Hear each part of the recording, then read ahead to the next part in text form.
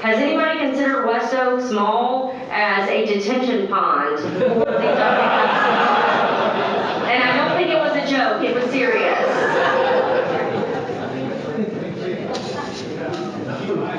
No? Okay. All right, I don't think that's the answer they wanted. Just tossing it out there, giving y'all some food for thought. I think, unless somebody else, we got one more question. Yeah, I'd like to ask a question. Senator Huffman, Representative Murphy, you mentioned earlier how SBISD. So my question is the state considered exempting going to next year?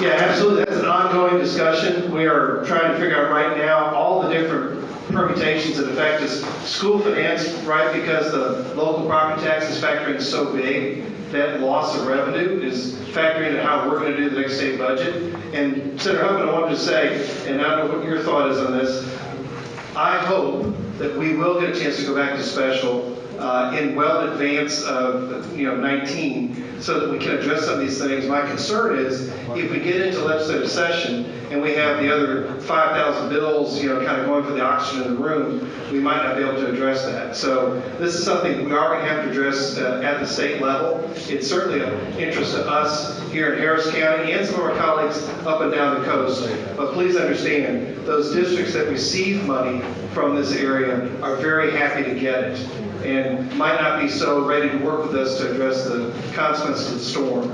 So we're going to work on that, and I'm trying to get a focus on that with the governor's office to bring us back for special, probably May or June, so that we can get ahead of the election cycle and be a good year in advance to get that remedy. But we hear you, it's a big deal. Is Abbott open to a special session? Pardon me, sir? Is Abbott open to a special session? Yes, sir. Yeah, just so everyone knows, their civics lesson, only the governor can call us back for a special session. Joan and I can beg and plead, but it's his call, and he also gets to set the agenda, what we call the call. So we will have to work hard. But hey, for those of you who have a pipeline to Governor Abbott, and I'm really not kidding, a note to say, hey, bring these guys back to do this would really be helpful, because when Senator Huffman said we can't tap the rainy day fund, the governor doesn't have the checkbook, we don't have the checkbook, it only exists when we're all. And as it goes to the public, talking about how we can help the schools. I mean, we know a lot of them lost attendance days and they're paying for that in many ways. So many of the schools were damaged, some totally damaged. We had some even in this area, and then further south there were holes. So there's a big bill. It's not just about recapture, but Jim is right. When we talk about recapture, we have to look at a way where we make whole those school districts that payments. But I think it will be a big bill, and I think that the legislature, and I agree, right under Governor Abbott, send him an email. What's the status of in redrawing the flood maps? Got in, right? Is it on now? Yeah. Okay. What I know of about the flood maps is a little bit of what I can tell you. We're a community-wide flood map, county-wide or city-wide. To flood maps to kind of regional drainage basis type, watershed basis. But as far as I know, I do not think that there's going to be any flood maps come out in this event, because this was a greater event than the 100-year event.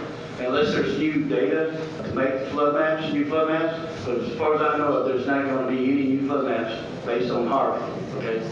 I like Rodney. We just met, but I got to disagree. I think we are going to see. I'm sorry. Rodney's part of FEMA and proud of it. But we're looking at the whole watershed. Harvey, like I can't speak on mapping, okay? I can just speak on floodplain. But what I understand is, unless the map is already in the process of changing, those maps will go forward. But not any new maps based on the extent of Harvey, okay? So I don't know if that answered your question, but new maps, the way technology is now, we have better LiDAR information, which is better geographical data, what ground elevations are. We have better topographic data, but we're looking at the whole watershed as a term. Because water does not just go in one city limit line and stop. Okay, it goes all over. But we're still looking at, we're innovating ways to make better maps, okay? But sometimes development overcomes that. Once we produce a map, that map's not totally obsolete, but it's sort of out of date because of development. So just take that in mind. But as far as I know of, we're looking at the whole watershed to do. And I'll just say, ladies and gentlemen, I've heard that there is a pretty strong drumbeat to take the tax day flood, the Memorial Day flood, and to an extent, we have recognized Harvey's an outlier, but it's part of the data set, and so you have to crank it in. But I will tell you, if they redraw those maps with that data, people that currently don't live in the 100-year floodplain will. Your house value will be affected, your insurance costs will be affected, and so these maps then have a political permutation when they're drawn. When people go and protest the map, now the county's saying, oh, I think that line should be here because my house is there. But that will occur. My understanding is it's going to be generated at the county level. And it has been done, wow, I'm going to guess, and the year's wrong, but I think it's in the 80s was the last time we redrew it. But there is some new data out that we ought to make use of. Priorities for recovery and rebuilding. My quick question is for Rodney. Sir, what agency were you from? FEMA. What was the question? I want to pay, Unified Floodplain Management.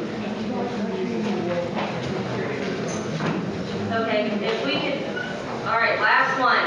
I think everybody's tired and ready to go home. And we'll stick around if you all have questions individually for us, and I know the FEMA people who are extraordinary to work with, NFIP, we'll stick around and listen to you. I'm in the process of rebuilding our house. We're going to raise it. We anticipate the 100-year floodplain to be redrawn. How high do I need to make my home? Is it 12 inches above? I have no idea. Level level? Yeah. Are you in the city of Houston? I'm in the city of Houston. They have a floodplain management section. Camille Johnson is the floodplain manager for Houston. I would recommend you talk to her and be my best friend or her best friend and find out what that elevation is. She can tell you. I know the city of Houston is what we call a CRS community, and they do get extra benefits for higher standards. So that they may have higher standards that I don't know personally, but she would know and she could give you the guidance. I know that is a very good department. The letters are going out right now for the multi-homes that flooded within the 100 year. They're being required to go 12 inches above. So I can probably assume that. I just got a brief on today. If you are in the 100-year floodplain that exists today, I don't anticipate qualifying. As I raise it, if you're only requiring those to go 12 inches, Are you saying a request? no, you've got to do it. You're required. I'm sorry, did I say request? What letters are going out next week? There are substantial letters, they call them substantial damage letters. They're going out, actually tomorrow is the first round. Well, apparently, the answer is, I don't know the answer to that. So, I don't know how they know, but they told me they've done the studies, but I don't know the answer to that. If you get one and you protest it, they will look at it, obviously. But I don't know the methodology by which is behind it, but they say they've done that, and they've got those properties. But again, if you get one by mistake, let my office know. Let them know first, and let my office know. Could you have gotten a permit and still get this letter? Yes, and any permits, so if you've got a permit to go to work on your property, you get one of these letters, any permit from going forward will not occur. Now, here's what I told them. I said, so what happens if you don't just get permits, you just read your house? If you've already got the 3 or 4 more permits to finish your house, you won't get those. Because people always pull them all at the same time. Why would they wait this long to send those letters out? I mean, people have already started pre-construction, and then you're saying that they're, so how long are we going to wonder if you could suddenly? I do not know the answer. Let me find out, but I do not know the answer. Determines the value of your house, or is it the house on the lot? That's how we go ahead and act. Structural. Structure, yeah, structure. Yeah, we're not talking about land depth. But not in the 100-year floodplain. I'm a frequent flooder, or a repetitive flooder, and I'm in a 500-year floodplain. My flooding is essentially caused by poor drainage. It doesn't get carried away. I try to apply for repetitive flooding to get a grant to help me lift my house. I'm getting resistance from some other gentlemen here. We're not going to help you on that. There's also, you might get buy-up from, I mean, right now the city doesn't make. I know there's other people in my same situation. What it is for that, if you're a frequent flooder. 7 o'clock tomorrow? Yep. So I said last question a while So, He's the guest speaker tomorrow, 7 a.m. okay, guys, if you have anything else, whoever's staying behind, so we can ask questions.